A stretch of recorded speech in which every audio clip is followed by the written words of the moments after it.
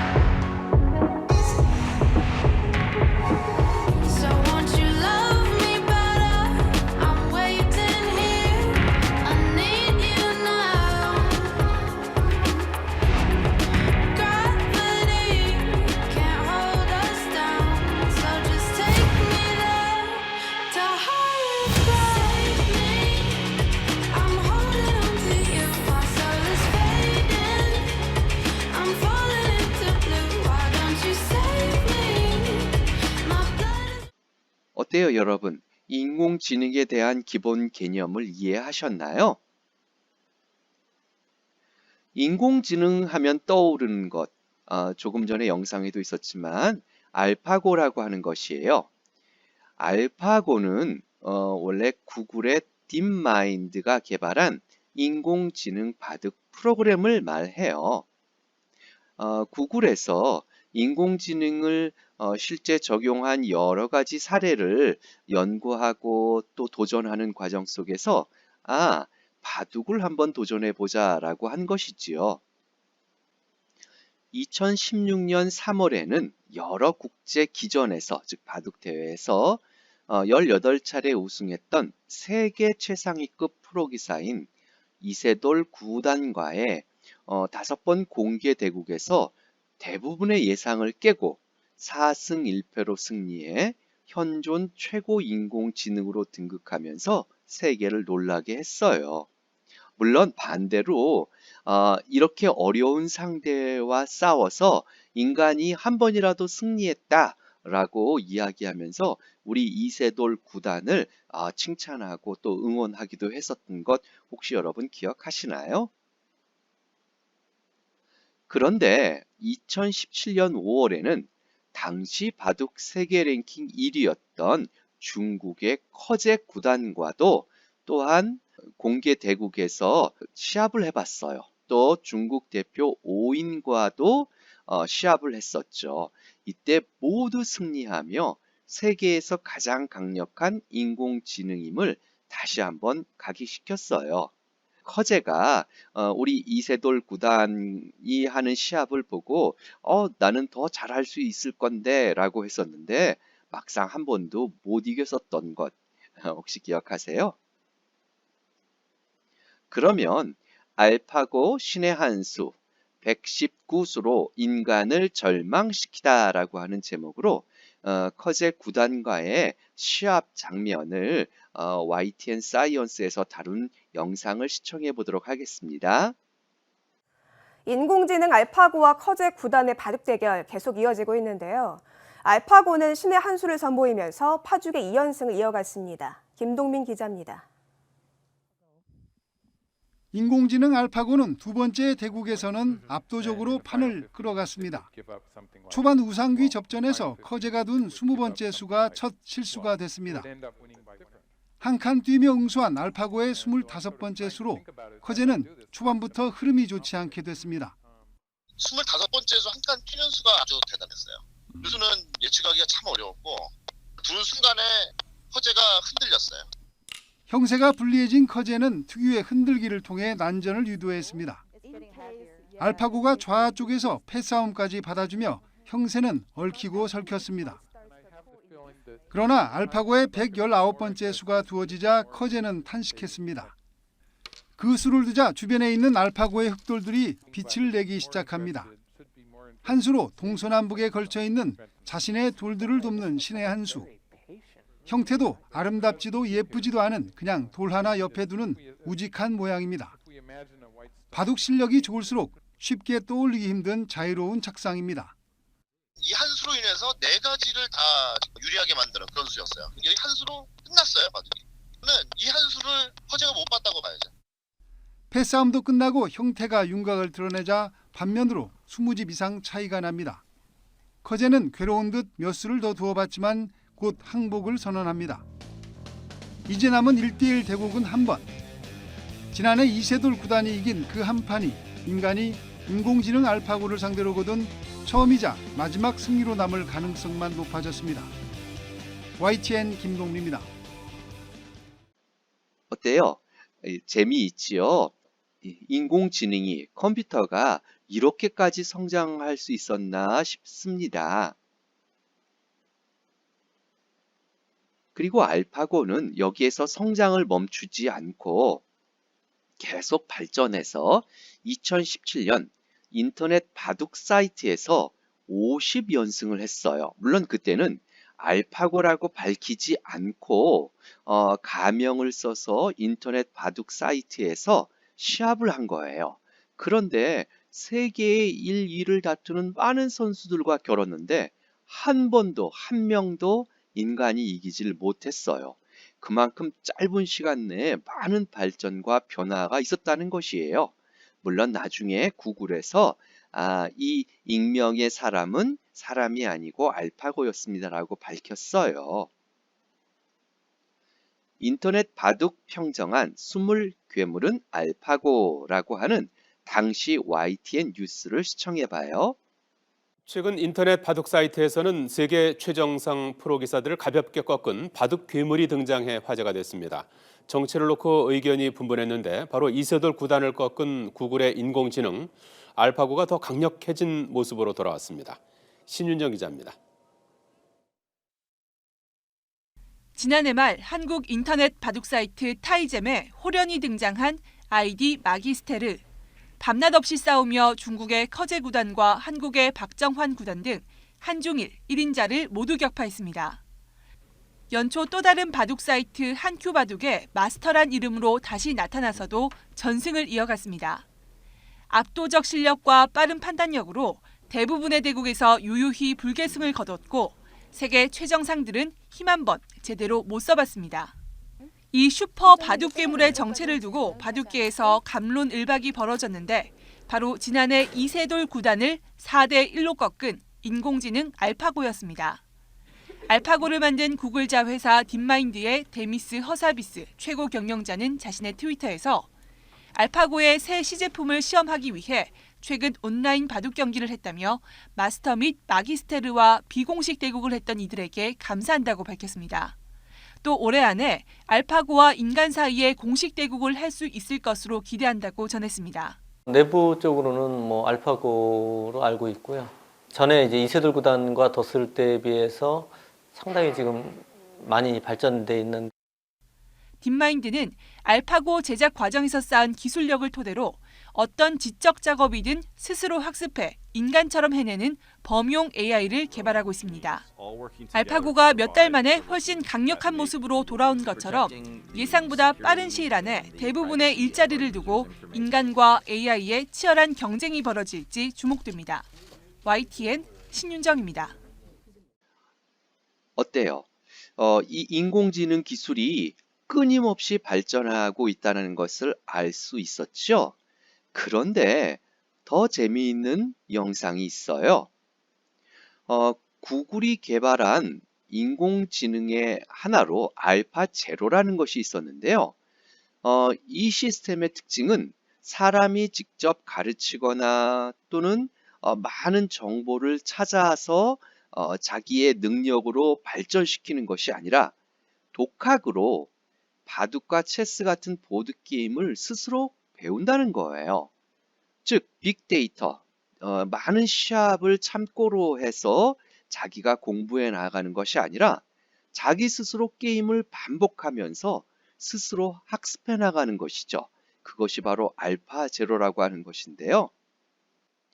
게임 독학하는 알파 제로, 학습 30시간 만에 알파고 추월이라고 하는 영상을 한번 시청해 보도록 하겠어요. 구글이 독학으로 바둑과 체스 같은 보드게임을 배우는 인공지능을 선보였습니다. 이 인공지능은 바둑 규칙을 배운 지 30시간 만에 이세돌 구단을 꺾은 알파고의 능력치를 뛰어넘을 정도로 막강했습니다. 최소라 기자입니다. 2016년 이세돌 구단과의 바둑 대국에서 4승 1패로 완승을 거둔 인공지능 알파고. 바둑 대국 16만 건을 학습하고 수십만 건의 가상 대국을 거듭한 결과였습니다. 그런데 딥마인드 연구진이 이번에는 여러 게임을 스스로 독학하는 인공지능 알파 제로를 내놨습니다. 게임 규칙만 주면 인간의 대국 기록, 즉 빅데이터가 없이도 스스로 게임을 반복하며 학습하는 방식입니다. AlphaZero is a kind of experiment in how little knowledge can we put into these systems and how quickly and how efficiently can they learn. 4세대 TPU와 44개 CPU 코어를 탑재한 알파제로는 처음엔 게임 초보자처럼 수를 뒀지만 시간이 지날수록 승률이 높은 방법을 학습했습니다. 인간 신경망과 가장 닮았다는 평가입니다. 알파제로는 학습 4시간 만에 체스 인공지능 챔피언인 스톡PC를 뛰어넘었습니다. 이세돌 구단을 이긴 알파고를 능가하는 데는 30시간이 걸렸습니다. 알파제로는 앞선 버전이자 바둑계 인공지능 최강이었던 알파고 제로와의 대국에서도 61%의 승률을 거뒀습니다.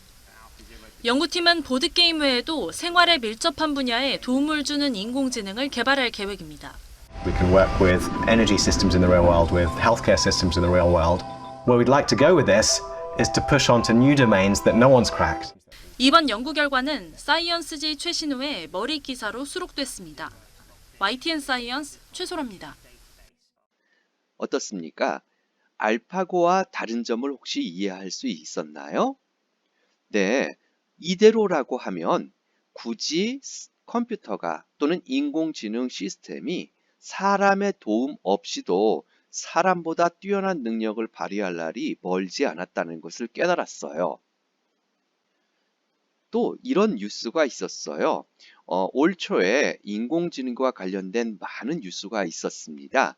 특히 인공지능으로 이런 것까지 할 수 있다라고 하면서 인공지능이 일상생활까지 변화시키고 있다라고 하는 뉴스가 올 초에 많이 나왔어요.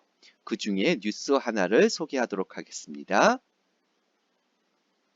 이런 것까지 AI가, 즉 인공지능이 새해 인공지능 충격 온다라고 하는 MBC 뉴스를 시청하세요.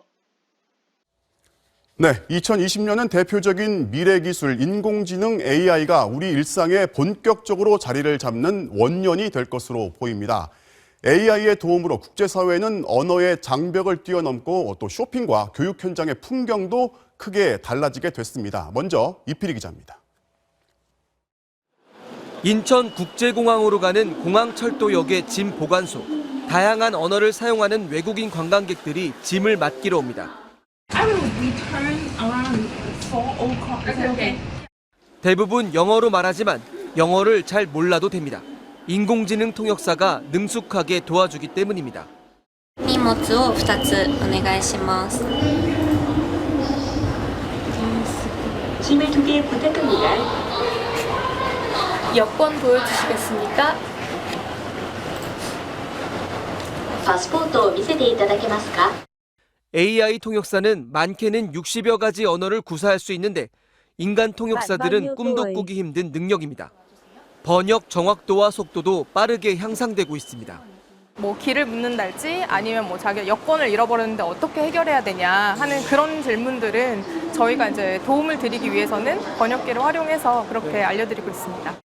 패션 잡지나 연예인 사진을 보다가 마음에 드는 옷을 발견했을 때 휴대전화로 촬영하기만 하면 쇼핑몰에서 그 옷과 비슷하거나 같은 디자인을 찾아 보여줍니다. 사진의 재킷 부분을 클릭하면 재킷 상품을, 구두를 클릭하면 구두 상품들을 보여줍니다. 인공지능이 눈 깜짝할 시간에 수백만 개 제품을 다 뒤져 찾아주는 건데 인간 점원은 그렇게 할 수 없습니다. 새해에는 이런 쇼핑몰의 수가 더 늘어날 것으로 보입니다.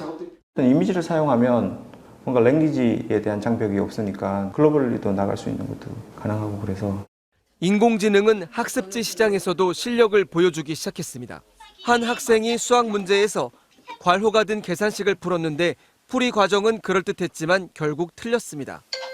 인공지능은 학생이 문제를 푸는데 걸린 시간을 측정하고 이 학생이 틀린 다른 문제들을 분석합니다. 그런 과정을 통해 이 문제를 틀린 게 단순한 계산 실수인지 이해를 못한 건지 정확히 알아냅니다. 그냥 대충 찍었는지에 대해서 명확하게 결과지가 나오니까 거짓말을 할 수가 없죠. 지난 5년 동안 500억 건의 학습 데이터를 모집하였고 학습자의 학습 성취도와 학습 습관까지 예측할 수 있는 학습 결과물을 만들게 되었습니다. 지금까지 사람만이 할 수 있다고 여겨온 수많은 곳에서 인공지능 AI는 급속히 영역을 확대하고 있습니다. MBC 뉴스 이필입니다. 개념이나 이런 거를 어떤가요? 앞부분에 나왔던 번역하는 도구는 우리 스마트폰에도 얼마든지 설치할 수 있는 것이었어요. 그러나 그것이 이렇게까지 발전되고 사용된다는 것은 몰랐죠. 물론 여기 이 뉴스에서는 몇 가지 소소한 것을 소개했지만 사실 이것보다 더 대단하고 더 놀라운 것들도 많이 우리 생활 속에 자리 잡고 있어요.